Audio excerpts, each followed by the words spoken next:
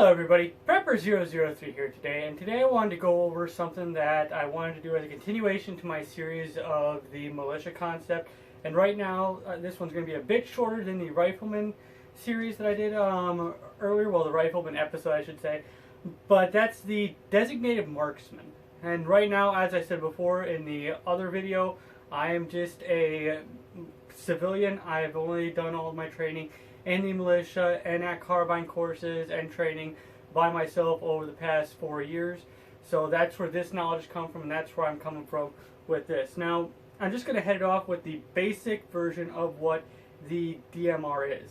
Now, pretty much your DMR is going to be the person that in the group or in the fire team, whichever one you have or squad, that is going to be predominantly combat effective out past 500 to 800 yards. So pretty much you're going to be able to hit a man-sized target out to 800 yards or 500 yards depending what rifle you have. Now, right now I have two examples here for you and two rifle setups that I'm going to get talking to. Now, your job is to be quick, precise, but also be able to use your rifle in at a more close quarters combat, if you will. You're still able to use it from 0 to 300 very effectively. Now, like for example, if you're still having to move in and out of buildings, you're still able to use your rifle, even though you're not going to be as quick. You're not going to be the guy that's going to be breaching down the doors, of course, but that's just one example. Now, you're going to be pretty much having to be the guy that's going to also maybe be a little bit more having your eyes out on those long distance shots because you might have the more magnified optic. Now, I know with the militia, a lot of guys like to run multiple different types of scopes on the rifles, 3 to 9s, 2 to 7s, straight 4 power optics, what have you. But you're going to be the person that's specifically trained in that rifle and in that setup. You're going to know your scope, you're going to know your turrets, you're going to know your windage and everything else. You're not going to be the one that's going to be only effective from 0 to 300 max. You're going to be the guy that's going to have to spot a target and engage that target. So, for example, if your guys are on a foot patrol and something happens and you guys start getting engaged from a tree line 500 yards out, well, they're laying down covering fire. It's your job to quickly spot the targets, identify the target, and then start laying down that accurate, precise fire on the enemy that's engaging you guys as you guys are trying to break contact, what have you, depending on the situation. Right now, that's just a quick off the top of my head scenario there for you. Now, I'm trying to keep this short and sweet and simple for you guys. That way it's not too long exacerbated. Now, there are pretty much two types of your standard DMRs. There's a 5.56 and a 308. Now, sure, if you're wanting some of the oddball calibers like your 6.8 SPC, the more popular as it's growing by the day, the 6.5 Creedmoor. I haven't done too much with the 6.5, so I can't tell you on that. I know that a lot of people love it, but I'm sticking with 308 and 5.56 as per pretty much military specifications, if you will. But the first off, I'm going to start with a basic setup for a AR-15. Now, this right here is a 20-inch barrel FN-15. Now, right now, it's just running a standard Harris bipod, a ASR mount for attaching a suppressor, and a basic Trigicon RCO on here.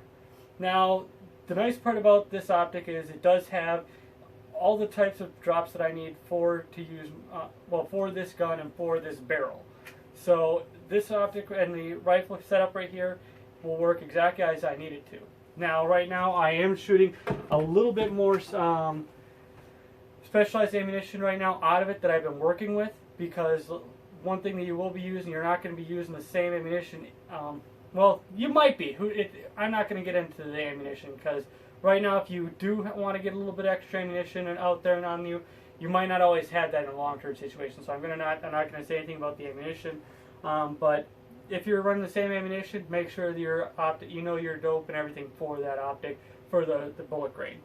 And then the second one here is a G3 clone made by PTR, and this one right here has a Trigicon optic on it as well. As you can tell, I'm a ACOG fan too. And it's got an ASR mount for the Omega.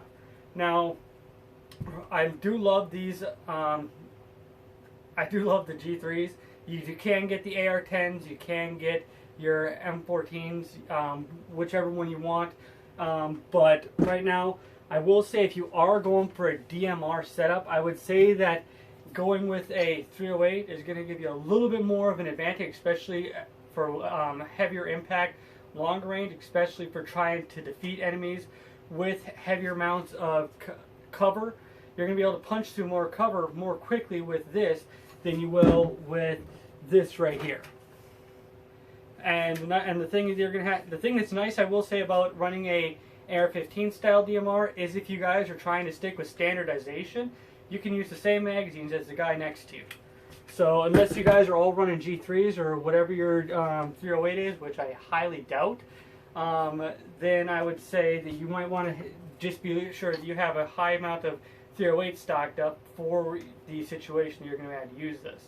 You're also going to want to be physically capable of using these heavier rifles, because unlike your standard M4 or AR-15, whichever one you want, if you're lucky enough to have a select fire M4, or more like most of us peasants, you're going to be stuck with a basic AR-15 or AKM. Unlike them, which are going to be a little bit lighter, depending on how tactical they try to get. Let me just cover that. There, you can put a lot on your rifles if you want to get really tactical.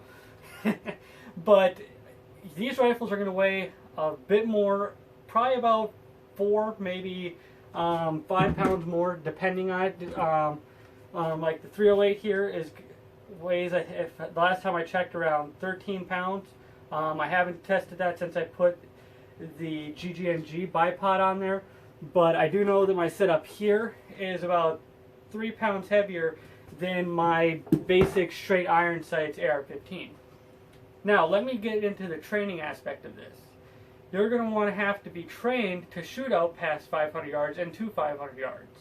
Now in that, you're going to have to be trained to engage from targets from quickly transition, maybe from 500 to 100 yards. So that's where you're having to know your optic, know your reticle, and know your dope is going to come into play. Now you're not a sniper, if you will. You're not going to be sitting there taking all your time. You're going to have to be able to, that's why you have semi-autos here, because you're going to have to be able to quickly lay down, quick, accurate fire, not very slow, precise fire. Now, if you get a chance, and like I said, I'm just putting out the scenario here. This is pretty much what I've learned and what I've been trained with on these.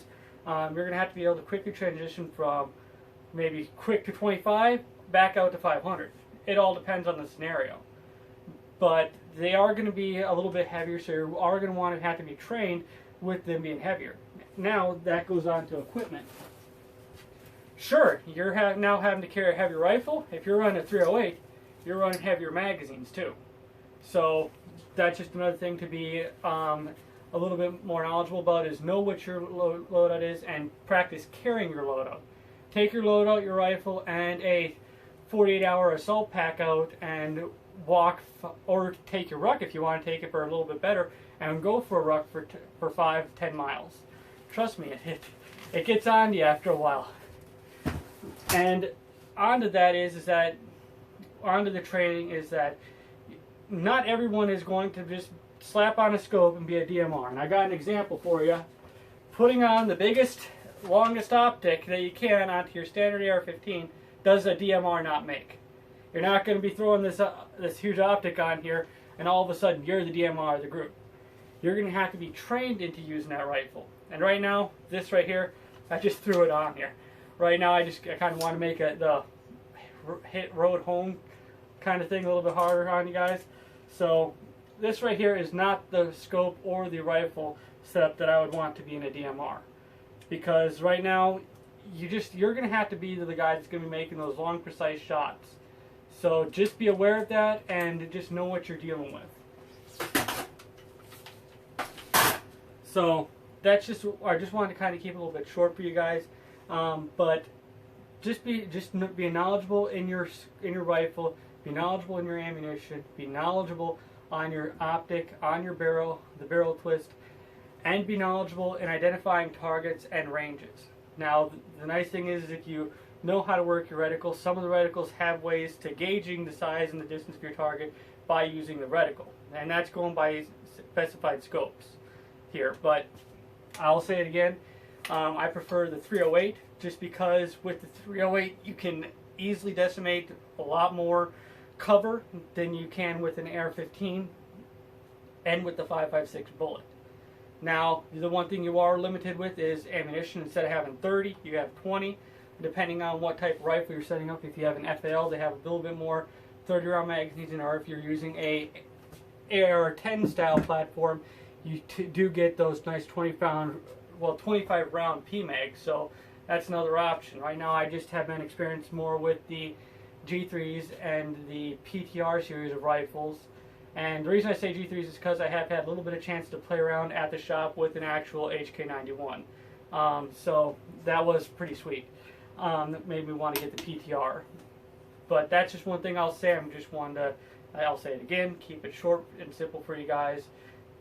Basic summary of the whole video is know your rifle, know your scope, know your ammunition, and be sure that you're skilled enough to make those long shots and then quickly transition to close quarters and use your rifle in quick transition. You know you're going to be able to quickly do mag changes just as fast or as closely as fast as you can to the guys that run the M4s, depending on your setup.